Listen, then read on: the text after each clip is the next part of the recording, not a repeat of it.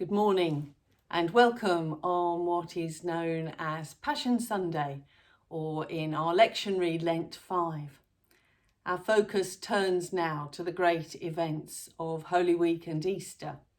And in our Gospel today, we find Philip, one of the first disciples, wanting to introduce people to Jesus in that week following Palm Sunday, when Jesus is ridden into Jerusalem on the donkey. Philip appears in the Gospel of John on several occasions. He is one of the first people to find Jesus, and his first instinct is to go and get a friend, Nathanael, and bring him to meet Jesus. It's what disciples do. They introduce people to Jesus. We hear of him again in the story of the feeding of the 5,000, when he questions Jesus about how they will buy bread for so many people, and sees for himself that miracle which points to the Eucharist, as Jesus calls himself the bread of life. Now in today's reading, we find him trying to introduce more people to Jesus. It's Passover. The streets of Jerusalem are full of pilgrims from all over the world. And some Greeks come to Philip to ask for help. We want to meet Jesus, they say. We would expect Jesus to be thrilled by this and ask them for a chat. But the time for the Gentile mission is later. Now Jesus has more important work to do. The hour has come, says Jesus, for the Son of Man to be glorified. My death is coming. How can death mean glorification? We might think that Palm Sunday was the moment of glorification for Jesus, as he's hailed by the crowds as the King. But in God's topsy-turvy world, glorification comes when Jesus is nailed to the cross, not when people hail him as Lord and King.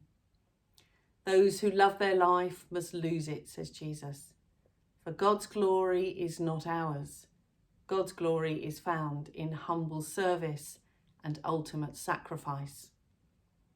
When the time does come for the Greeks to meet Jesus, St. Paul tries to explain this utterly new way of thinking, and as he does so, he acknowledges it's not how we think about things. The message of the cross is foolishness to those who are perishing, but to us who are being saved, it is the power of God. In every culture where this message is new, the idea that in order to save us, Jesus chose to die a horrible death is hard to grasp. We read how St. Paul debated for hours, first with Jews who had a vision of a Messiah who was a warrior, and then with Greeks whose worldview would never have allowed for God to suffer. But most often the early disciples didn't debate. They simply introduced people to Jesus. When Peter spoke to the crowds on the day of Pentecost, it was Jesus he introduced, showing that he was God's Son who had been foretold by the prophets, how Jesus lived among people, doing deeds of power and bringing God's message of love to the poor and hopeless. The crucifixion is only mentioned at the end, when, having proved that Jesus is the promised Messiah, he tells the crowd, and you condemned him to death. After Philip has been filled with the Holy Spirit at Pentecost, he's sent out by the Spirit up to Samaria, where he continues the work of introducing people to Jesus, and the followers of Jesus begin to grow. Now as then, it is Jesus people want to meet, and it's Jesus we are called to introduce to people, just like Philip did. This means we must know him ourselves, and we do this by reading his teaching, walking with him day by day in our lives, and as we talk to him in prayer. Taking Jesus with us to our work and about our daily round, constantly talking to him throughout the day as we make plans and ponder the day's problems, holding those we meet in love and taking their needs to him in prayer. And finally, at the end of the day, reflecting with Jesus on all that has happened. It is in looking back that we see Jesus at work within and through us. It is in reflecting on the day that we learn from what has gone wrong and what has gone well. And little by little, we grow in that most important of Christian virtues, wisdom. The disciples were able to tell people how to be like Jesus because they lived with him day by day for 3 years. They saw how his life was rooted in prayer, how in God's power he could do wonderful things, and most importantly, see people as God sees them. In seeing people with God's eyes, Jesus could love them in a way that enabled them to see themselves differently and hence become the people God meant them to be. When Matthew and Zacchaeus meet Jesus, his loving acceptance enabled them to give up their lives of corruption and greed and become his followers. No longer getting their self-worth from wealth, they were freed to follow Jesus in new ways of being, and that gave them real satisfaction.